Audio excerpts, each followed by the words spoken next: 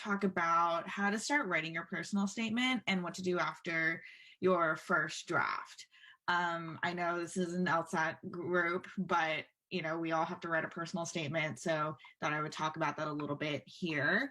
I do have a presentation to share with you. There's not a lot of content on it. It's a lot more visual, so I'll send it to Steve after to kind of send out, but here we go. Let me share my screen. Let's see. There we go.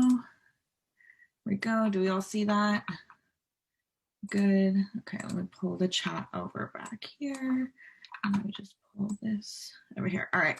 So clearly, this is what I'm going to be talking about today. And first, before we even start talking about the personal statement, I want to hammer this home. Let's get used to writing. Those of us who have been out of school for a while might not have done introspective writing in a while. Those of us who are in school might not do introspective writing a lot. We're used to doing research papers and like theses and all that. So I think personal statements are a little bit of a unique writing tool. So I do think we want to get used to writing introspectively. And why we want to do this is we want to find our voice, our tone, and our style. And I read a lot of personal statements, not for law school, but for other, for students who are going into undergraduate for their undergraduate degree. And what's really apparent is people who are not used to writing write their first draft and they haven't developed a voice, tone, and style, even sort of a semi-developed one. And then as they're writing, draft 10, draft 11, draft 12, they've developed a voice. They have this great tone and style about their writing, but they're also going off of their first draft. Like there's some stuff that's still left from the first draft. And it's weird, but it stands out in a weird way where the tone doesn't match the rest of the essay that they've edited.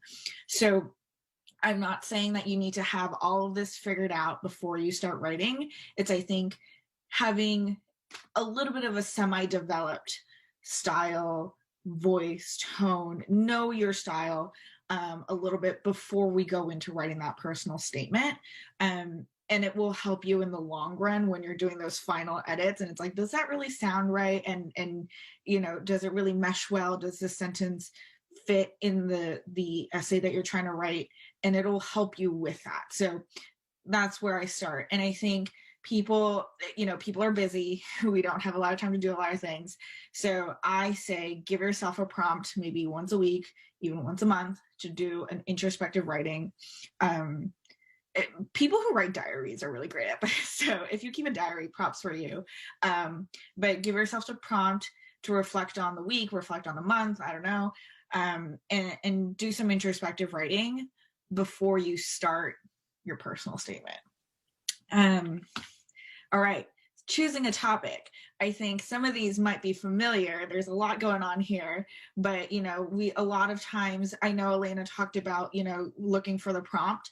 I do find that the law school prompt is very, very broad. Many times they say you don't really have to talk about why law school. It could be anything you want.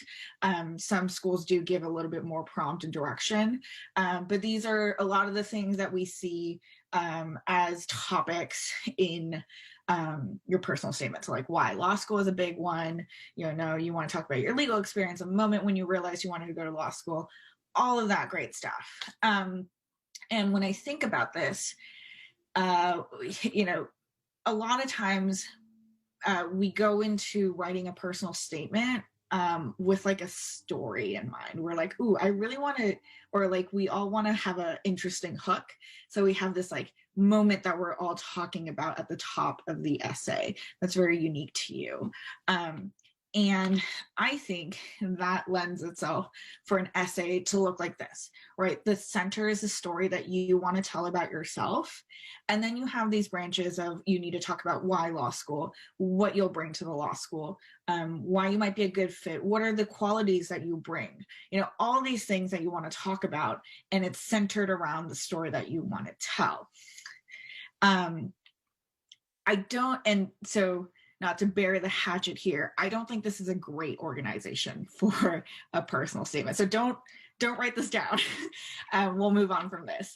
I think it's a lot of stuff to put into a two-page essay. In general, we're seeing a two-page essay here, double-spaced. So I think this is a lot to cover in this format. And I think there's a better way to organize that essay. So I compel you to ask yourself a little bit of a different question when you're thinking about topic. I think a better question is, what do you want the law school admission to know about you? And that the answer to that, usually most of the time, is like qualities like I'm a good listener, I can think on my feet, I'm compassionate, I'm an advocate, I've been in this field a lot, those are the qualities that come up. And that story that you usually think about when you're first starting to think about your personal statement goes into the background a little bit. It kind of is it's not as important in writing that essay anymore when you start with this question. So I think it's good to think about this a little bit and then start thinking about your essay. Here we go.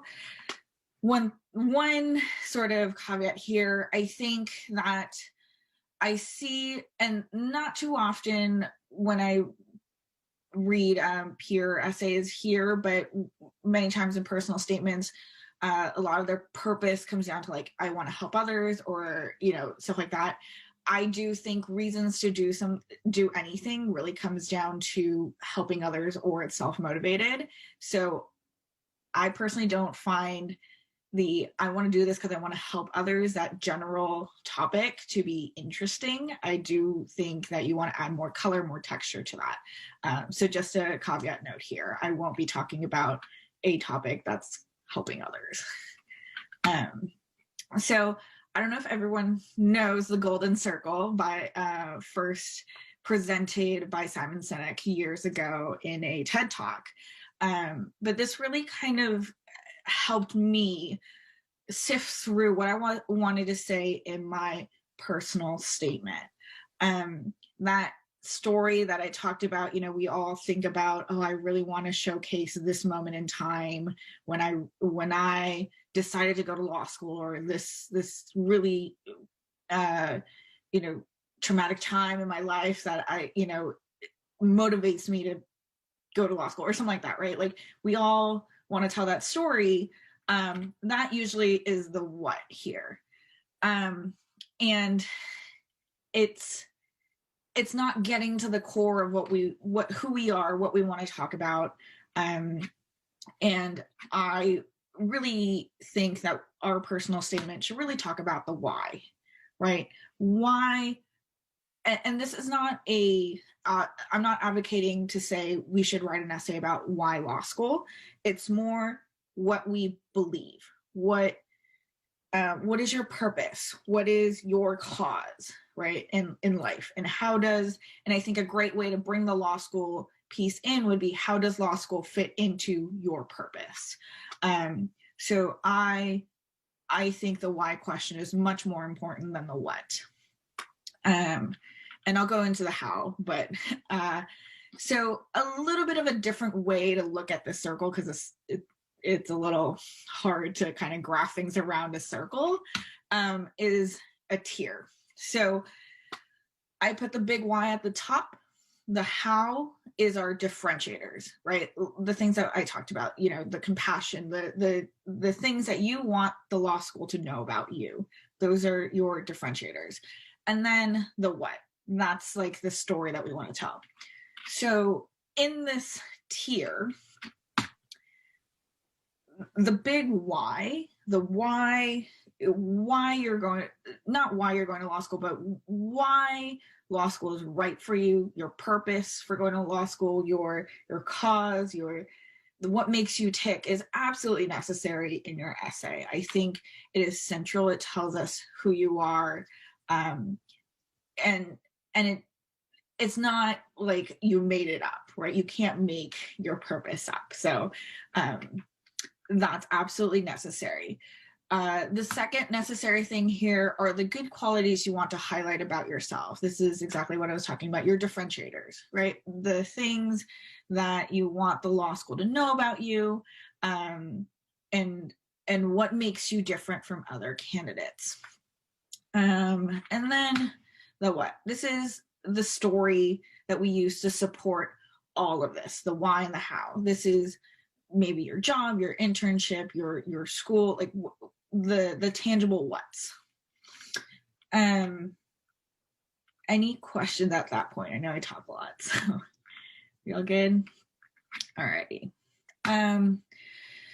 So I think when you think about your personal statement, you really want to start with the why, and then go to your differentiators, and then pick a story, right? Usually we're going backwards because it's easier to think about a moment that you've experienced because you've experienced it.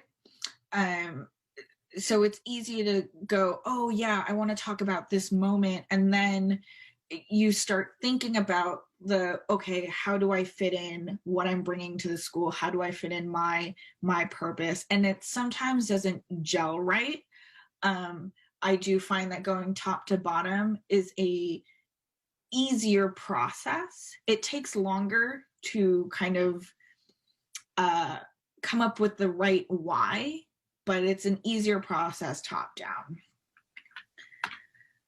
Okay, and then going off of the process, I want to talk about the scope of the topic. I think there are general, specific, and niche topics here. So for general, I think these are, the big events that a lot of people have experienced. So, I know Steve has talked about this, but like people talking about COVID, people talking about Black Lives Matter, back a decade, 9/11, things that the majority of law school applicants are going to experience, like going to college, like we all had to go to college to apply to law school. So, stuff like that. Those are big general events, and they aren't inherently unique to you. Specific, this is where we find a majority of our essay topics. These are big events in your own life. They might not be overtly unique. Like I like to say, some people like to talk about a loss in their life, like a loss of a family member. And yes, that's impactful in your life, but I bet you we can find other people who have lost someone in their family. So it's unique to you, but also not an overtly unique example. So, examples here, legal troubles, issues that you've had in your family, working in a law-related field, working experience, life-changing event, all that. And then you have these really, really niche topics. And these are experiences that you had in a very, very specific situation. And usually, you're in a niche topic when you have to explain a lot of your essay or your topic. I actually fall into the niche category. I worked in cybersecurity, so I have to explain a lot of things in cyber, and there's a lot of jargon that people just don't understand. And my essay, my first draft, was like 4 pages long. So when you're in a niche, when you just have to explain stuff that you didn't do, but you need to explain it to understand what you were doing. Alrighty. So a little bit of pros and cons here. So the general topics, those big events that we all know about, those topics are general enough that you don't need a lot of background information. for your reader to understand what you're talking about. We all experience COVID. We all experience, Black Lives Matter in different communities here. We, as a country, saw 9/11. So, we've all experienced it. So it's not hard for the reader to imagine what is going on. The con to this is it's really hard to make it unique. And it's hard to make it your own. So if you want to go with a topic like this, I do suggest bringing yourself forward, where you were, what you were thinking, what changes happened due to that event, and what was your action after that. You want to make sure that there's follow through in that, and that the essay isn't a reactionary conversation. But you really have to bring out a lot of yourself when you want to talk about a very general event. For a specific topic, most situations are not too difficult for a reader to understand. There's nuances like, oh, I started a job at X, Y, and Z. So it might be like a very specific firm, but it's not hard to kind of imagine that situation. And yet the topic is unique to you. So it's a good balance there. The cons here is that you can fall into the trap of the story that you want to tell versus the story you need to tell. This is a trap that we get too attached to that story that we're like, oh, the first time I walked into the doors of firm X, Y, and Z, like there were lawyers everywhere and it was so inspiring. And we're so attached to that idea that we kind of forget why that story is there. We really have to be willing to be flexible with that story and change what we're highlighting in that story to make it work for your unique perspective. Also, you can fall into the origin story trap where it's like, as a child, I had to go to court for X, Y, and Z, and therefore I'm very interested in the legal profession. That doesn't really show development, and you want to make sure that your essay is showing that as an adult you understand the nuances of the legal profession, and even given that, you are still committed to pursuing that.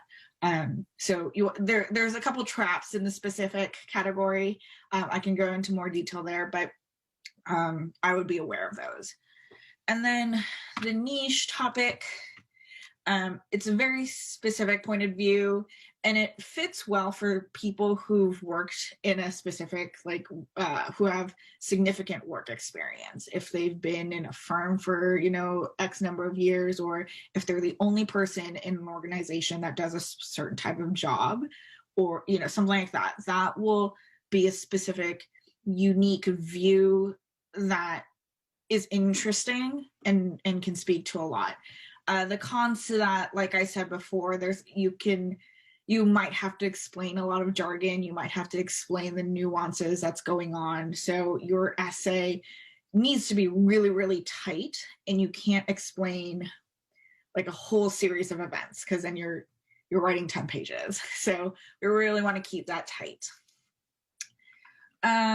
So just a couple tips. I know I've said a couple of these before, but for the general topic, you want to keep it personal. What was your reaction? The event isn't unique, so you want to keep your part unique, right? The people around you, how you reacted, how the other people reacted, how did you feel about that, X, Y, and Z. So, and the general topic can be really elevated with writing style and tone. So if you're in that category, I do suggest kind of revving and developing a style, a voice, a tone before you go into it. You will see benefits from that. I see a question from Ariel. Is it worth writing about a niche community one is in if it has nothing to do with why they want to go to law school? When I say niche, I think more on the professional side. Like You see a lot of people say they're in a niche community because they're like bilingual, trilingual, and they're, that's not really, I don't consider that to be niche. It's more like maybe you were an engineer working in Lockheed Martin, and so you have a lot of engineering terminology in there. And you have to remember that first part of our conversation that we had, where it's like it should serve the why and the topic needs to match the why. So I think that if you want to talk about why you want to go to law school, and your niche community doesn't serve that purpose, then I don't think that's a right fit for you, Ariel. Just hope that answers your question. Okay, and then going back to this presentation here, for the specific, we really want to gauge how personal you want to get in your essay. And I do want to point out here sometimes, and I don't see it too much with the law school essays, but sometimes you see people who are like, I must tell this story for people to know who I am. And that can include trauma, very traumatic experiences. And I do think that this personal statement is not a place for that, not to diminish the trauma that happened, but more that this is a essay with purpose. And you don't want to muddle that purpose here. So I would be very careful about personal. You want to keep it personal with intent. And then don't get too caught up in telling your story here in the specifics. And then for the niche, you really want to narrowly tailor the story to the purpose, and then stay away from explaining the complex, like, oh, we're not thinking about X, Y, and Z, and there's policy over here, and there's this company over here. Like, we don't want to be in the middle of that. We want your experience. So keep it tight. And then especially for the niche, you want someone to, and this is a little bit ways down past your first draft, but you want someone to be reading your essay just to make sure that it makes sense to someone who's not in your field, because we forget that people don't know all the things that you know, because we're all experts in our own ways. Alrighty. So let's write your first draft. Tips. I say write more than you need, because we're going to be cutting more than you think. I say minimum double the page count or word count. And let me tell you, and Elena knows this because we've done it together. My first draft, I cut half of it, and I had to add more. And then I cut it again and add more and cut it again. So, you're going to want more than what you need. And especially for your first draft, get all the ideas out there. You might want to talk about 3 different things in your essay. Make sure you complete those 3 ideas in that first draft. Sometimes you're going to scrap an idea and just take it out altogether. Sometimes you're going to need to add an idea, but just put it in writing somewhere in that first draft. And then the second is write to the conclusion. I am very guilty of this, but I write because I have the first couple paragraphs figured out. So I write to paragraph 4, and I'm like, okay, I'm tired. I'm not going to conclude this because I don't know how to conclude my essay. And then I leave it there, and I forget what I was doing, and I can't conclude it. So at least for your first draft, write the conclusion. Write what you want the conclusion to sound like, look like, and do that exercise. It's hard, but do it. And the last thing is really, for at least for your first draft, write it in one sitting.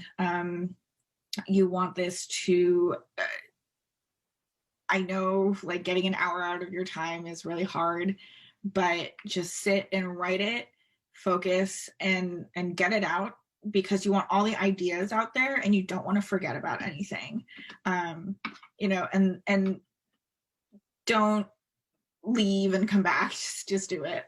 It's a better experience later on. So I do suggest doing it in one sitting. Cool. At this point, do we have any questions? We're good? Okay. Feel free to drop it in the chat too. So, alrighty.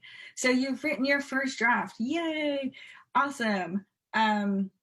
So what not to do next? We don't want to touch it for that day. Just don't touch it.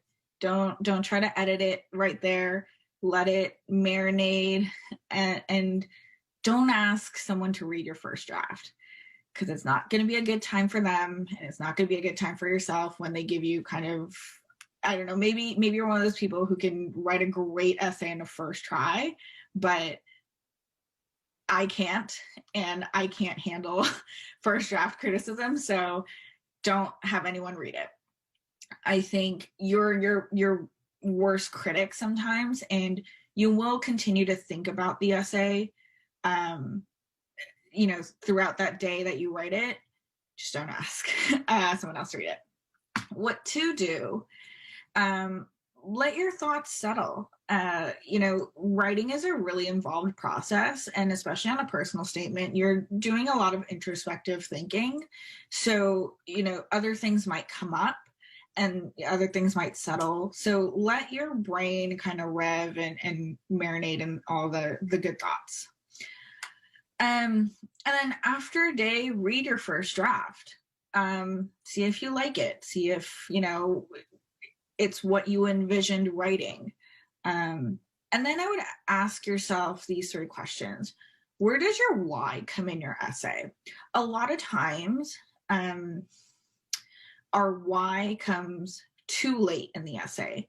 My first draft, my why for my life came in about the last 2 paragraphs of a 3-page essay. So that's way too late, right? Your admissions, you're reading a lot of essays. You don't want to get to the end to finally get to the why. You really want to see it early on. Maybe not the first sentence, but the first couple paragraphs, you really want to hone in on what the why is. So locate it and see how you can restructure your essay to bring that why up. And then is that why clear? And it should be clear to you, because you should know what you're looking for. And if it's not clear to you, then it's not going to be clear to anyone else. So make sure it's clear, it's understandable. And then when you look at your essay, your first draft, I would look at what's essential, what's not essential. Maybe you went off on a tangent talking about, I don't know, the time that you saw a lawyer win in court, right? You might be going into a tangent. Maybe there's some information in there that isn't essential to the purpose of your essay, and kind of mark where you can cut all of that. And then at the very end, after you read your first draft, I would write anything that you think you're missing, anything that you think you want to add, any other thoughts that you want to put in there. I would note that down in your first draft, save it. Do not overwrite your first draft. Save it as draft 1, copy and paste it into a new thing, or duplicate that and then start editing if you want to start editing there. Okay, I see a couple questions here. Writing the first draft, should we already think about putting it into paragraphs or use it like a diary? Personally, I'm a paragraph person. I'm also a big paragraph person. And in the editing process, I cut that down to very short, succinct paragraphs. So I think that's a writing style issue of how you want to present your story and whether the diary style fits for your first draft or not. If I think because you're going to have to put it in paragraphs, maybe having a loose structure of paragraphs is good. or maybe even indicating while you write, this is where idea, like this is a separate idea. That would be a good way to kind of navigate your first draft if you're writing it in the diary format. Jack, is it okay to hint at your why earlier in your essay? Becomes more obvious throughout the personal statement. So I don't know what your writing style is, Jack. I have seen a couple people attempt it. 8 times out of 10, it doesn't end very well, because the hints are usually either too subtle or the reader gets frustrated and it's like, okay, get to the point. So if you have a great writing style, if you know you can hammer that style home, then I think that's a great way to do it. But I do think you have to also keep in mind that admissions is reading hundreds of these. And yes, it's exciting to kind of hint at stuff and then like, bam, like the conclusion. However, on your 100th essay that you're reading that day, are you really going to appreciate that? I don't know. Yeah, I think me too. Mine always comes in the second half for some reason. And Elena really helped me out in kind of pulling it forward and kind of cutting a lot of that first part and pulling it forward, even not hinting at it, but saying, like, outright saying it, to make it a little bit easier for the reader to understand. Because a lot of times we get, I see essays where they talk about a situation and then you see a little bit of like the why, and then they go into their differentiator, like their good qualities and great things about themselves, and then the why comes at the end. So it's like, okay, you sandwiched these two things. I've forgotten the thing that you subtly mentioned in the front, and now we're here in the conclusion. It's like, okay, I finally see the why, but you've made me do all this work. So I would play with the structure. A exercise that I like to do is cut the essay in half and flip it to see if the front end and the back end, if you can flip that, and what does that do to structure your story, all of that. So fun things to do after you've gotten your first draft, but really your first draft is just getting the information out there. Yeah. So, and then, I mean, you're off to your next draft. So that's it for my presentation. If you have any issue, if you want to talk out like your topic, or you just want to learn a little bit more about this, feel free to reach out to me. Here, I'll put my email down. Feel free to reach out. Happy to talk always. And also, if you have a draft of your essay that you're working on, and you want to feedback from like a live feedback session with Steve, send those over to Steve because he is anxiously waiting for those. So we're all here to help. Happy to talk through anything. Thanks, Kevin. Yeah. Let's all get at least a first draft done, because that's the hardest part about these. And happy to answer any questions here. Oh, Ariel, you're going down the RC, the RC trap of personal statements. I think, okay, so one thing is it's really easy, especially when you're studying for the LSAT, to think about personal statements as an RC. But one thing to keep in mind is you don't need that logical component in your personal statement. Like, some people are like, oh, well, I don't really understand why you want to go to law school, or like, I don't see why this that you're saying, like you have an interest in law, how that is your why, right? Like, and people start to nitpick at it, and it's like, well, okay, you're sending in an application, so you want to go to law school. I got that feedback from a friend where I wrote like, I want to, be able to advise and be a better authoritative voice in cybersecurity law, right? And she was like, oh, I don't really understand why you're not going to public policy school. And it's like, it's not up to the reader to decide whether you should go to public policy or go to law school. You've already shown that intent. So the logic piece you don't need from RC, but great point, Ariel. Is there a specific header? I don't have an answer to that. Yeah, sorry, I can't answer that question. I would ask Steve. Yeah. Cool. Well, thank you all. Thank you all for being here and listening to me talk for quite some time. Feel free to, reach out if you have any questions or if you just need to talk out a topic. Happy to help. Yeah, and everyone have a good night. Thanks for tuning into the show. Please subscribe if you haven't done so already to be notified of new episodes as I release them.